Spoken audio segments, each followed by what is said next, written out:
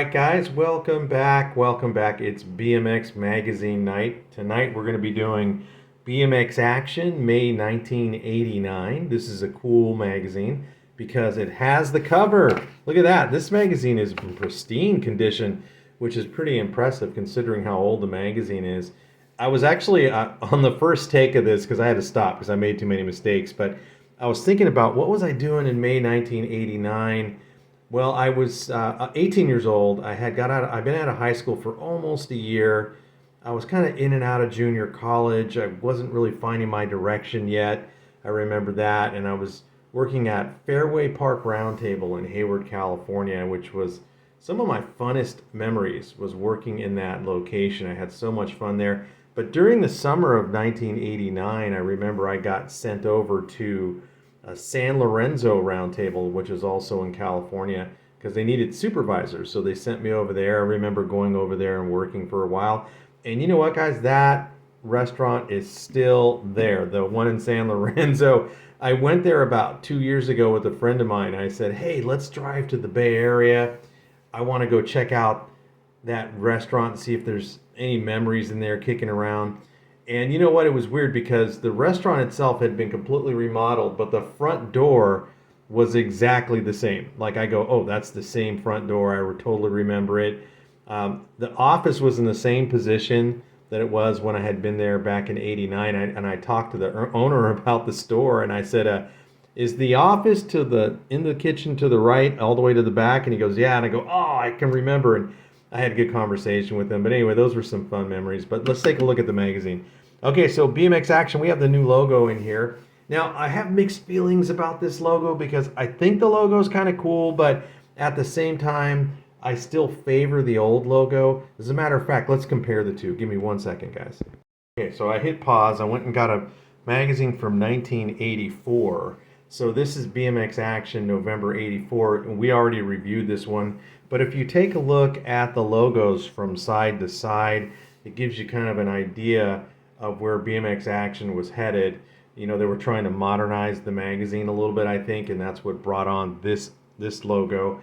It's not a horrible logo, don't get me wrong, but honestly, guys, look at how this one just pops. This is the one that everyone remembers.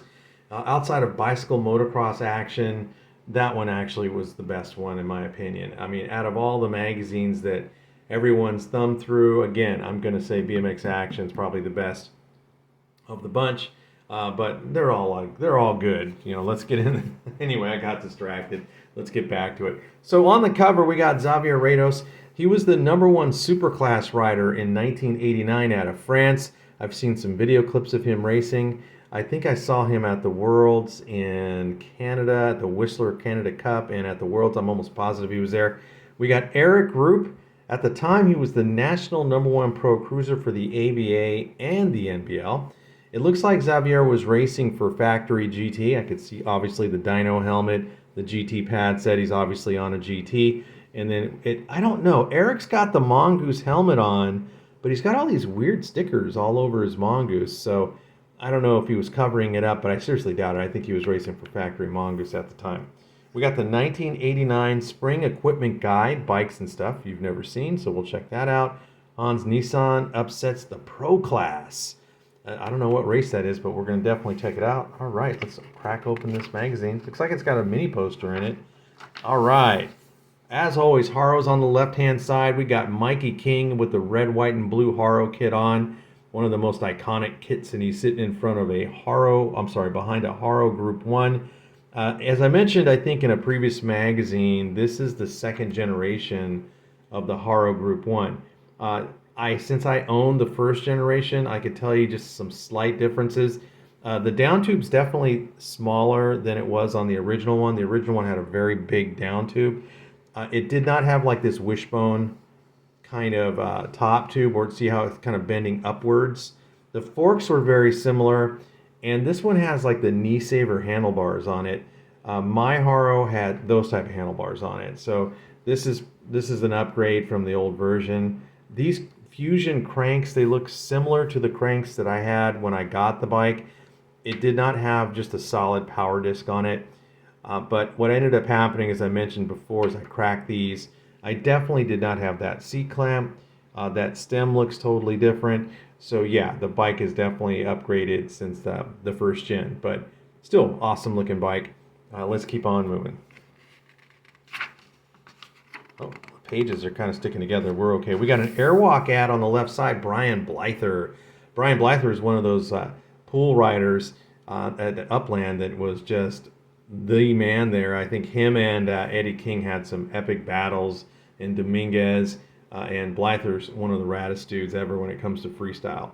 All right, let's take a look at the table of contents. We got Dear Gork Dirt. They're going to be testing the Redline 800 PXL. Local thrashing at Clinton, Long Island. We got 28. It's Pro Mikey King's RS1.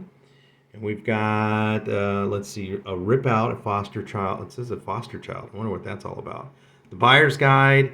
And we have Arkansas Racing, Outtakes, and I think that's about it. So anyway, that's pretty cool. Let's keep on moving. Actually, who's on the page here? We didn't even look. New Cal Import, Alan Foster. Pre-spleen, photo by Jonesy at Prospect and Del Ammo, pre-tractor. Pretty sick. That's a great shot. I love those black the black Pro Class wheels with the white hubs. That's awesome looking. Oh, here we go. We got a full GT ad here with the man Gary Ellis. Gary was the poster boy for GT for damn near a decade. Once GT locked that dude in, that was it. They took him all the way to retirement. I'm going to say something about that for just a quick second. Now, one of the coolest things ever for a factory pro like Gary is that he stayed loyal to his sponsor. They carried him all the way through his, well, not all the way through his pro career, but a good majority of it. And then they honored him with the commemorative jerseys. They retired him properly. And I thought that was super, super awesome. Because yesterday, I was listening to John Salami's podcast. It's like Lunch with the BMX Pros or something like that. I'm sorry, John, I forgot the title. But he was interviewing Dale Holmes. And Dale was talking about how, he was a great pro, but there was up-and-coming pros that were coming up behind him that were younger. And eventually they cut Dale, and Dale went on to go race for another company at the time. But the point is that there's almost no loyalty in the game, man. If you're once you start to age out, you got some other young gun coming up behind you, and I mean that works that way in all sports. I mean, let's be realistic. Your moment in the sun is a short one, especially when it comes to BMX racing. But GT did right by Gary.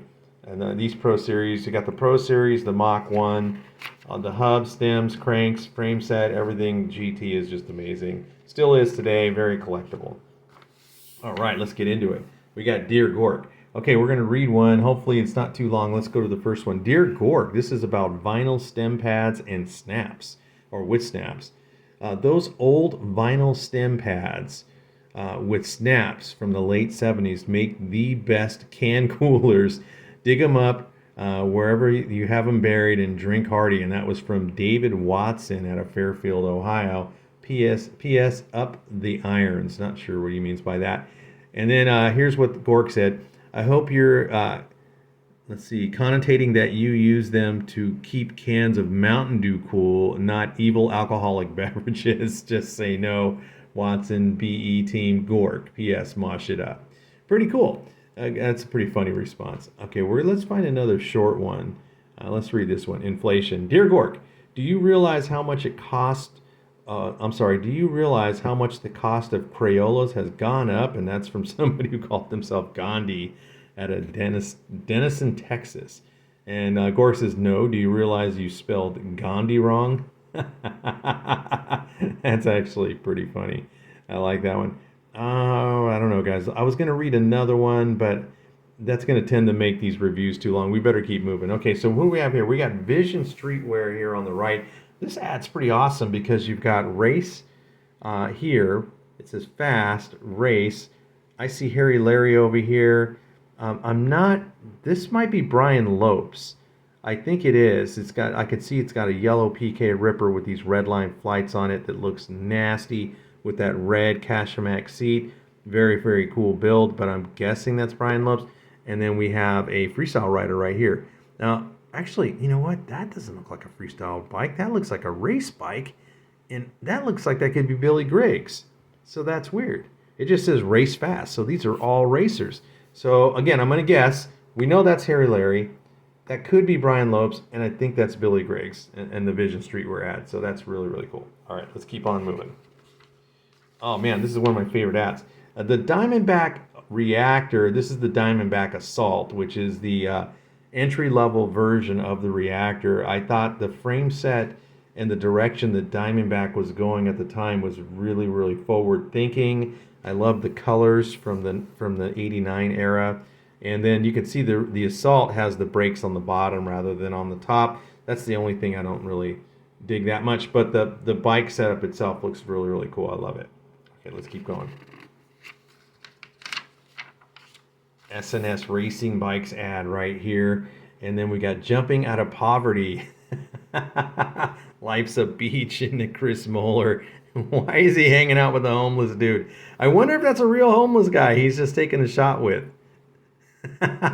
That's pretty funny when you look back at it. Let's take a look at some of the frame and fork prices from SNS Racing from 1989. RevCore and CW frames went for $159. You can get a Boss Super Mini for $225, which is the most expensive frame on this list. You also have Free Agents of all sizes, which is $139 for Free Agent. 09 Standard and Pro was $149. The MCS Mantis went for $209, kind of expensive. MCS All Other Sizes, $159. And then TI Light 1989 models, $205. The Elf went for $159. S&M went for $159. The White Bear went for $159. The new Kasten went for $199. So some of them are up there in the $200 range. Robinsons went for $139. The GT Pro Series, $130. The Auburn went for $199. TNT went for $160. And Cyclecraft, $159. So pretty cool. So, I mean, you got a lot of choices for frame and forks back in '89, and like I said many times, walking into a bike shop and seeing all the bike frames just hanging from the rafters was always like super, super awesome. You would get super excited thinking, man, I want that bike or that frame, and you start drooling over it. The prices are just barely starting to go up now because in the earlier '80s, you weren't going to pay much more than $150, $160 for a good frame and fork. I mean, you can get the best of the best for $200 or less, and most of them are less than $200, even in 1989. Let's keep going. BMX Action Official Test. And so here's where we're going to be testing the Redline 800 PXL like a red Ferrari, and you've got Mad Dog again, but he's jumping in pajamas. That's great. I love that shot. Check out all the packaging tape he's using to lift up his visor here. Sometimes you got to do what you got to do to get that visor to stand up. Let's keep going. Great shot here, black and whites. They're doing a lot of street testing for full-on race bike, which is kind of weird, but maybe they just didn't have a location that they wanted to go to at the time. BMX Action wants to make it clear that while flying down the street, you should only kick out your own personal garbage cans and always turn around afterwards to pick it up. What was in the back, what was in it, back up like a good boy should, and blah, blah, blah. I don't know. Pick up what was in it. I'm sorry. My eyes are getting dry. Let's keep moving. All right, so the total price for the Redline at the time, the 800 PXL, let's see, it was $150 for the complete bike is $399 as is without the three-piece cranks. You can get the frame and fork for $150, and that's good. That's a good-looking frame. I mean, it's a good-looking bike. I mean, for what it is, $399. It's a quality-looking bike. The only thing is, it's just like I said, is void of the three-piece cranks, but that's going to happen to keep the price down. This is a great ad. We've seen that one before. What do we have here? An ode to Clinton, comparing the legendary David Clinton to soon-be-famous Long Island trails. Wow. A very mental, Clintoneer, Jimmy Hossel, soaring high above the most beautiful spot in Long Island.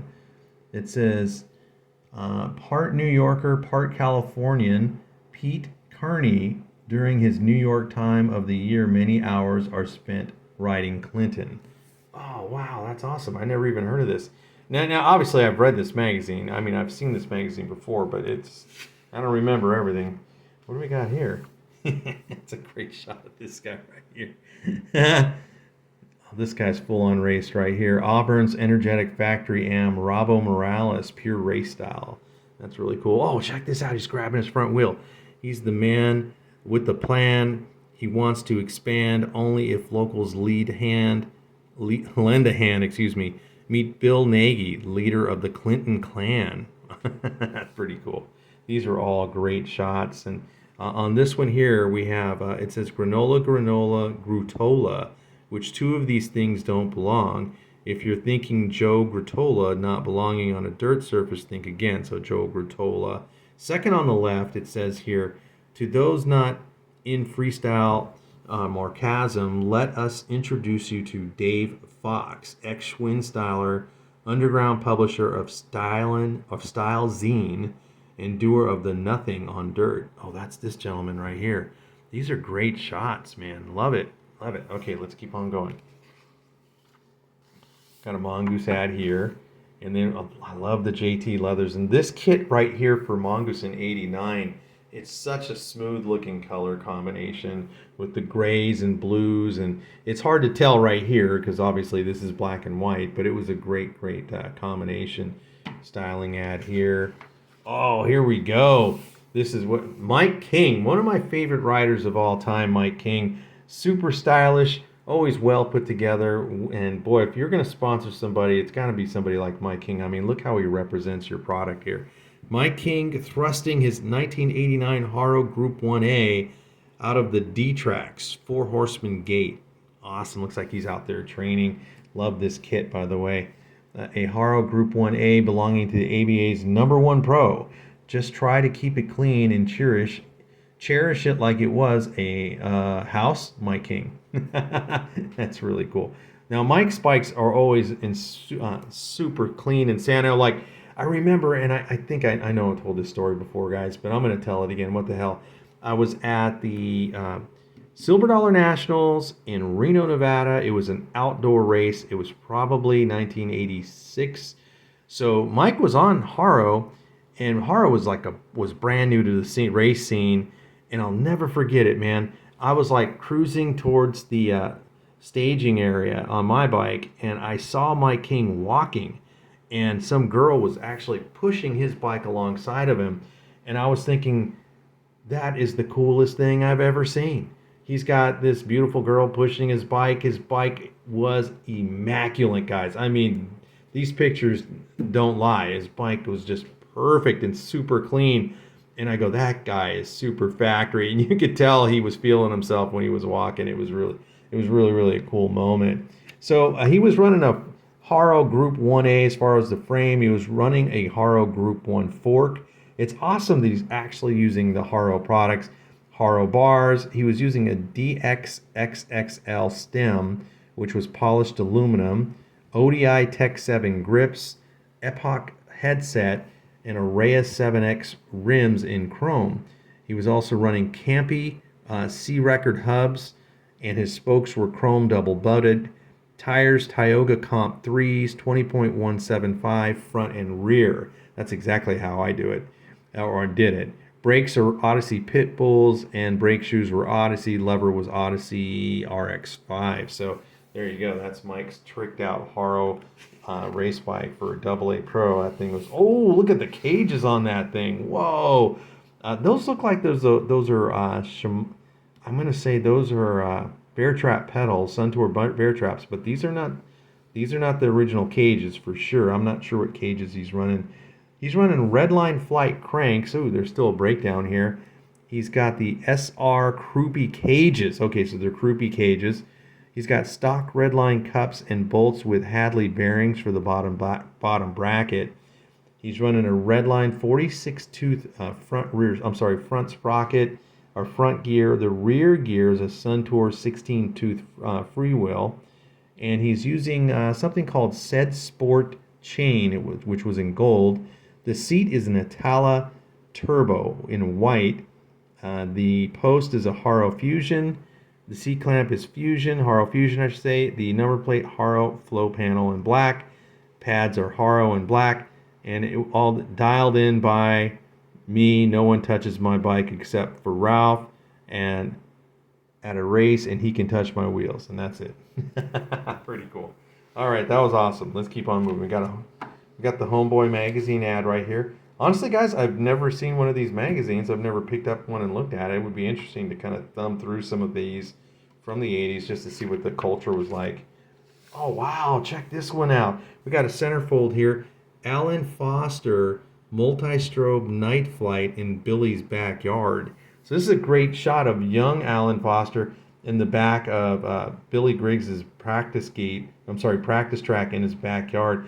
Billy, man, I got to tell you what, I've seen this track in magazines before. He had this tight area, and the backyard's not the biggest, but he made the most out of it. And look at the guy's got lights back there so you can go riding in the dark. Man, I would love to have something like that right now, except I don't want to wreck all my landscaping. All right, let's keep going. We got some hot shots right here, and it says Blazer joins Robinson. Todd Blazer has accepted Robinson counteroffer and will be teaming up with Greg Hill for 1989. Stay tuned for an exclusive interview with the Blaze next month. For now, imagine how hot Robinson's going to be with 2 Pro Punch Too Much. Wow, Todd Blazer went and joined Greg Hill at the time in 1989. That's really, really cool. Pro Stick ad, pretty cool. And then, oh, what is this? Jammer number plates. I don't remember this one, guys. Tell me if you guys remember this in the comments. It looks like a lot like a Redline forklifter handle number plate, but it's pretty cool. I love the graphics on them. Let's see, what do we got? We've got another ad here. Ruling Tucson. I have no idea, guys, what this is about. Easy Jives at your dealer today. Easy Jives. Not too sure. S&S. First Class BMX. Boy, these guys have been around for a while. Let's keep on going. Oh, here we go. The BMX A's 1989 Equipment Guide. So what do we got here? We got the Diamondback reactor over here. And that they said that bike went with the complete reactor with the 3-piece cranks, $570 to $590 on that one. And B, we got the GT Pro Series, which went for about $432. And then C, that looks like a really, really entry-level bike. It's the Diamondback Photon.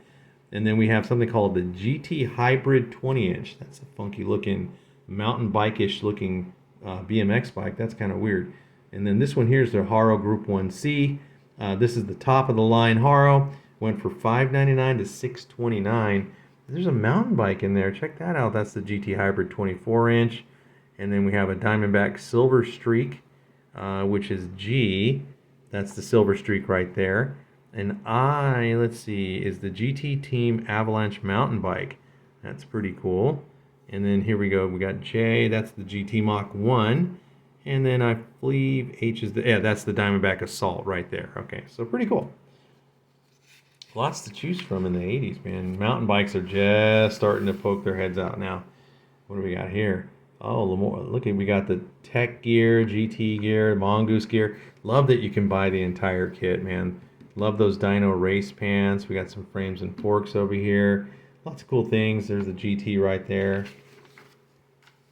Oh, now this part right here, guys, this is the Redline flight disc.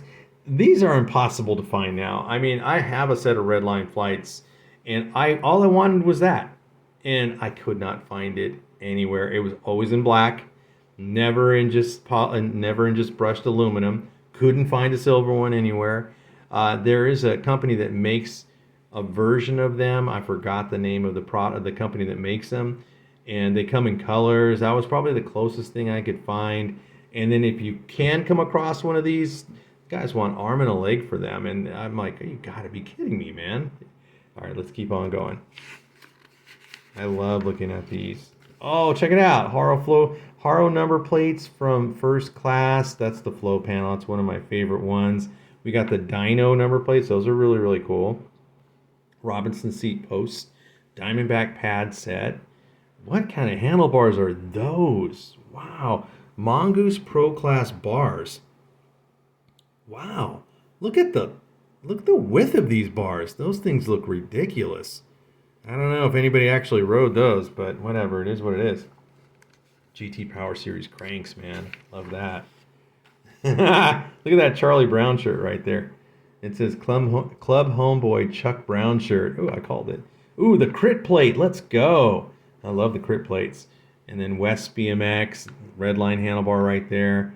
Looking pretty cool. All right, let's keep on going, guys. Keep on going. Oh, we're getting close to the end already. And then we got, this is the ad to subscribe to the magazine. We got a Robinson rider in here. This is really cool. The magazine is not as long as I typically remember, and I don't even think we saw a race. Oh! I spoke too soon. This is the ABA's Ozark Nationals out of Pine Bluff, Arkansas. What a great shot. Now, this is the color combination I was talking about for Mongoose. I really, really like this color combination. I've mentioned before that this is my favorite Diamondback kit. That looks like Charles Townsend, Travis Chiprez, and Hans Nissan over here. And Hans, he had his own style, man. I like this dude because he did not care. I mean, look at his helmet. And he didn't care. He's like, I'm Hans Nissan. I'm going to run whatever I brung. And I love that attitude about him. And let's read what it says on the inset here. It says, there's no doubt that Hans Nissan out in front is the greatest unknown in BMX. With his electrical taped helmet, 5-year-old VDC handlebars, he took home the gold in the first ABA Pro Series of 1989. With good backing from Bad & Company, Hans just might be able to pull the upset of the year. Awesome. Awesome, man. Love it. Let's keep going. Oh, that's it, guys. Are you kidding me? That's all they have for race? We got the Ace ad, Perfect Motion hubs, Homeboy, join the winners at Tech. We got it all. We got this Albie's BMX supply, t-shirts, sweats, shoes. Oh man, we're running out of... Oh, look at the Bracken spike is right there. Send for free stickers. That's pretty cool. Vital information. Kevin Hull was his team pro. They were teammates, so that's really cool. That makes sense. Legal action. Never even heard of that or don't remember it. And that's it, guys. We're almost at the end. On the cover, Xavier Rados, European factory GT rider, beating Eric Group to the D's track's sled turn. Just one of the many practice sessions he had during his 3-week traincation in the U.S. during the France's off season. So he came down and worked out in the United States for a couple months. So that's for a couple weeks, I should say. So that's pretty cool. We're not going to read the whole interview, but that's pretty cool. We got a dyno ad right here. Love these dyno colors, by the way. These pants are so cool. I always thought they were really, really cool. Dyno open face helmet's one of the cleanest ones too. It's right up there with Echo in my opinion. Oh, here we go. We got outtakes. At least we got some crashes for some races on the outtakes because there was almost no BMX racing to be found in this magazine. It says ride to live and live to crash. Boy, we've all done this. There is no BMX racer that exists on this planet that has not crashed. We've all crashed. And then finally we got Eric Group on the Comp 3 ad. And guys, that was it. 28 minutes it took me. That was no problem. BMX Action May 1989. What's my opinion on this magazine? It's filled with ads and has almost no racing. So I was a little bit disappointed by that. I think at this stage, BMX Action was kind of in the downhill a little bit. It just left a lot to be desired. That wasn't one of my favorites, but still very well laid out. Great product ad, good interview with Mike King. They did the Redline test, so overall wasn't that bad, but still not one of my favorites. All right, guys, thank you for watching. If you stuck around for the whole thing, please like and subscribe. I'll be back next week. We're going to be doing a BMX race video next week. I'm hoping to get some local racing action on the side as well. I have been on the bike lately trying to get ready to go back and race. It's in the back of my head to do it. I just got to stop being lazy and just go ahead and get it going. Other than that, guys, I will see you guys next week. Thanks again for watching. Have a great day.